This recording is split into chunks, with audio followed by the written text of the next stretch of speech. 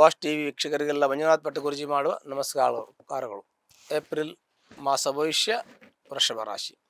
ವೃಷಭ ರಾಶಿಯಲ್ಲಿ ಜನಿಸ್ತಕ್ಕಂಥ ವ್ಯಕ್ತಿಗಳಿಗೆ ತುಂಬ ಚೆನ್ನಾಗಿದೆ ಅಂತಲೇ ಹೇಳಬೇಕು. ಏಕೆಂದರೆ ಕೆಲವೊಂದಷ್ಟು ಯೋಚನೆಗಳನ್ನು ಮಾಡುವಾಗ ದಶಮದಲ್ಲಿರ್ತಕ್ಕಂಥ ಶನೇಶ್ವರನು ಏಕಾದಶಕ್ಕೆ ಬಂದಿದ್ದಾರೆ. ಏಕಾದಶ ಸ್ಥಾನಕ್ಕೆ ಶುಭಫಲವನ್ನು ಹೇಳಬೇಕು. ರಾಹು ಶುಭ ಸ್ಥಾನದಲ್ಲಿದ್ದಾನೆ. ಮತ್ತು ರಾಶಿಯಲ್ಲಿ ಗುರು ಇದ್ದಾನೆ. ಗುರು ರಾಶಿಯಲ್ಲಿ ಇದ್ದರೆ ಒಳ್ಳೆಯದಲ್ಲ ಅಂತ ಹೇಳ್ತಾರೆ. ಅಂದರೆ ಜನ್ಮನಾಮ ರೋಧಕಂ ಅಂಥೇಳಿ ಜನ್ಮ ರಾಶಿಯಲ್ಲಿ ಗುರು ಬಂದಾಗ ಶ್ರೀರಾಮಚಂದ್ರನು ವನವಾಸಕ್ಕೆ ಹೋಗಿದ್ದ ಅನ್ನುವಂಥ ಒಂದು ಇತಿಹಾಸ ಇದೆ. ಆದರೆ ನಾವು ಯೋಚನೆ ಮಾಡ್ತಕ್ಕಂಥ ಜನ್ಮರಾಶಿಯಲ್ಲಿ ಗುರು ಇದ್ದರೂ ಕೂಡ ಕೆಟ್ಟದ್ದು ಮಾಡೋದಿಲ್ಲ ಅನ್ನುವಂಥದ್ದು. ಯಾಕೆಂದರೆ ಗುರು ಸಮಾಜದಲ್ಲಿ ಗೌರವವನ್ನು ಕೊಡ್ತಾನೆ, ಒಳ್ಳೆಯದನ್ನು ಮಾಡ್ತಾನೆ ಅನ್ನುವಂಥ ಚಿಂತನೆ ನಮ್ಮಲ್ಲಿದೆ. ಆ ಕಾರಣದಿಂದ ಗುರು ಅವನು ಇರೋ ಮನೆ ಚೆನ್ನಾಗಿಲ್ಲದೆ ಇದ್ದರೂ ಗುರು ದೃಷ್ಟಿ ತುಂಬ ಒಳ್ಳೆಯದು. ಅವನು ಆ ರಾಶಿಯಲ್ಲಿ ಇದ್ದರೂ ಕೂಡ ಅವನು ಪಂಚಮ ಸ್ಥಾನವನ್ನು ನೋಡ್ತಾನೆ. ಅವನು ಪಂಚಮ ಸ್ಥಾನವನ್ನು ನೋಡೋದ್ರಿಂದ ನಿಮ್ಮ ಕುಲವೃದ್ಧಿ ಆಗುತ್ತೆ, ಮತ್ತು ಮಕ್ಕಳು ಚೆನ್ನಾಗಿ ವಿದ್ಯಾಭ್ಯಾಸವನ್ನು ಮಾಡ್ತಾರೆ. ಹಣಕಾಸಿನ ಸ್ವಲ್ಪ ತೊಂದರೆ ಬರಬಹುದು. ಹಣಕಾಸಿನ ತೊಂದರೆ ಇದೆ, ತುಂಬ ಪರಿಶ್ರಮ ಪಡ್ತಾ ಇದ್ದೀರಾ, ಕಷ್ಟಪಡ್ತಾ ಇದ್ದೀರಾ. ಹಣಕಾಸಿನ ತೊಂದರೆ ಜೊತೆಗೆ ನಿಮಗೆ ಮಾನಸಿಕ ತೊಂದರೆ, ಕೆಲಸದ ಒತ್ತಡ, ಆರ್ಥಿಕ ಸಮಸ್ಯೆ ಇವೆಲ್ಲ ಇದೆ. ಕುಟುಂಬದ ಜವಾಬ್ದಾರಿ ಮತ್ತು ಹಿರಿಯರಾದ ತಂದೆ ತಾಯಿಗಳ ಜವಾಬ್ದಾರಿ, ಎಷ್ಟೋ ಕೆಲಸಗಳು ನಿಮ್ಮ ಇದೆ, ಇಲ್ಲ ಅಂತ ನಾವು ಹೇಳೋದಿಲ್ಲ. ಆದರೂ ಕೂಡ ಪಂಚಮ ಸ್ಥಾನಕ್ಕೆ ಗುರುದೃಷ್ಟಿ ಇರೋದ್ರಿಂದ ಗುರು ನಿಮಗೆ ಒಳ್ಳೆಯದನ್ನು ಮಾಡ್ತಾನೆ. ಯಾಕೆಂದರೆ ಪುತ್ರಸ್ಥಾನ, ಕುಟುಂಬ ಸ್ಥಾನ, ಪೂರ್ವ ಪುಣ್ಯಸ್ಥಾನ ಅಂತ ಹೇಳ್ತೀವಿ. ಹಾಗಾಗಿ ಪೂರ್ವ ಪುಣ್ಯ ವೃದ್ಧಿ ಆಗ್ತದೆ. ನಿಮ್ಮಿಂದ ಒಳ್ಳೆಯ ಕೆಲಸಗಳು ತುಂಬ ನಡೆಯಬೇಕಾಗಿದೆ. ಒಳ್ಳೆಯ ಕೆಲಸಗಳು, ಶುಭ ಕಾರ್ಯಗಳು ನಿಮ್ಮಿಂದ ನಡೀತದೆ. ಅದಲ್ಲದೆ ಮಕ್ಕಳ ವಿದ್ಯಾಭ್ಯಾಸ ಚೆನ್ನಾಗಿರುತ್ತೆ. ಅವರು ಒಳ್ಳೆಯ ವಿದ್ಯಾವಂತರು, ಬುದ್ಧಿವಂತರು ಆಗ್ತಾರೆ. ಮತ್ತು ಮನೆಯಲ್ಲಿ ಒಳ್ಳೆಯ ಒಂದು ಯೋಚನೆಗಳು, ಚಿಂತನೆಗಳು, ಚರ್ಚೆಗಳು ನಡೆಯುವಂಥ ಶುಭಫಲಗಳು ಪ್ರಾಪ್ತಿಯಾಗುತ್ತದೆ. ಮತ್ತು ನಿಮ್ಮ ಕುಟುಂಬದಲ್ಲಿ ಒಳ್ಳೆಯ ಒಂದು ಸಂಬಂಧವನ್ನು, ಒಳ್ಳೆಯ ಸಮಾಜದಲ್ಲಿ ಒಳ್ಳೆಯ ಒಂದು ಹೆಸರನ್ನು ಇಟ್ಟುಕೊಂಡು ಬಂದಿರತಕ್ಕಂಥವ್ರು ನೀವು ಆಗಿದ್ದೀರಿ. ಹಾಗಾಗಿ ನಿಮಗೆ ಒಳ್ಳೆಯ ಒಂದು ಸ್ಥಾನಮಾನ, ಗೌರವ ಇದೆ ಅನ್ನುವಂಥದ್ದು ಭಾಳ ಒಳ್ಳೆಯ ವಿಚಾರವೇ ಆಗಿರುತ್ತೆ. ಮತ್ತು ವೃಷಭ ರಾಶಿಗೆ ಏಕಾದಶಿಯಲ್ಲಿರ್ತಕ್ಕಂಥ ಶನೇಶ್ವರನು ಕರ್ಮದ ಫಲ ಅಂದರೆ ಶುಭಫಲವನ್ನು ಕೊಡ್ತಾನೆ. ಏಕಾದಶಿ ಸ್ಥಾನದಲ್ಲಿರ್ತಕ್ಕಂಥವನು ಶನೇಶ್ವರ ನಿಮಗೆ ಒಳ್ಳೆಯ ಫಲವನ್ನು ಕೊಡ್ತಾನೆ. ಕರ್ಮ ಅಂದರೆ ಕೆಲಸದಲ್ಲಿ ಒಳ್ಳೆಯ ಯಶಸ್ಸನ್ನು, ಕೀರ್ತಿಯನ್ನು, ಜಯವನ್ನು ಕೊಡ್ತಾನೆ.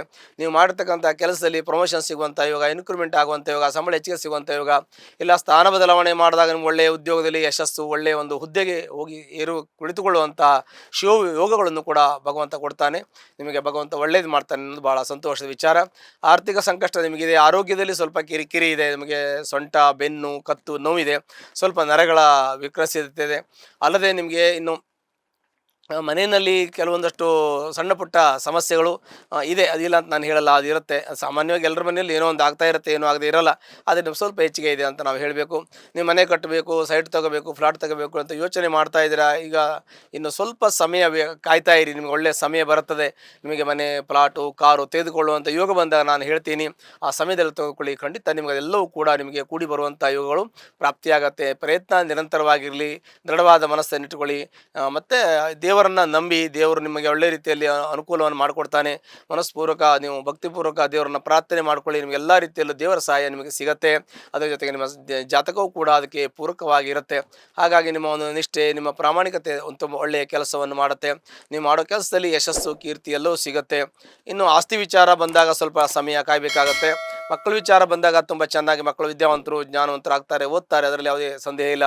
ಆದರೆ ಪ್ರಯತ್ನ ಪೂರಕವಾಗಿ ನಿಮಗೆ ಇರಬೇಕು. ಮಕ್ಕಳಿಗೆ ನೀವು ಒಳ್ಳೆ ಮಾರ್ಗದರ್ಶಕರಾಗಿ ಇದ್ದಾಗ ಇನ್ನೂ ಹೆಚ್ಚಿನ ಅವರಿಗೆ ಅನುಕೂಲ ಆಗುತ್ತೆ. ಇನ್ನು ವಿದ್ಯಾವಂತರು ಕೆಲವೊಂದಷ್ಟು ತುಂಬ ಓದಿಕೊಂಡು ಕೆಲಸ ಹುಡುಕ್ತಾ ಇರ್ತಾರೆ. ಅವ್ರಿಗೂ ಕೆಲಸಗಳು ಸಿಗೋದಕ್ಕೆ ಸ್ವಲ್ಪ ಸಮಯ ತಗೊಳ್ಳುತ್ತದೆ. ತಕ್ಷಣ ಸಿಗದಿದ್ದರೂ ಕೆಲಸ ಸಿಗತ್ತೆ. ಈಗ ತಕ್ಷಣ ಸಿಗ್ಬೋದು, ಸಿಗದೇ ಇದ್ದರೆ ಸ್ವಲ್ಪ ಸಮಯ ಆದರೂ ಸಿಗ್ತದೆ. ಕೆಲಸ ತೊಂದರೆ ಆಗೋದಿಲ್ಲ. ಕೆಲಸ ಕಳ್ಕೊಂಡವರಿಗೆ ಕೆಲಸ ಸಿಗ್ತದೆ.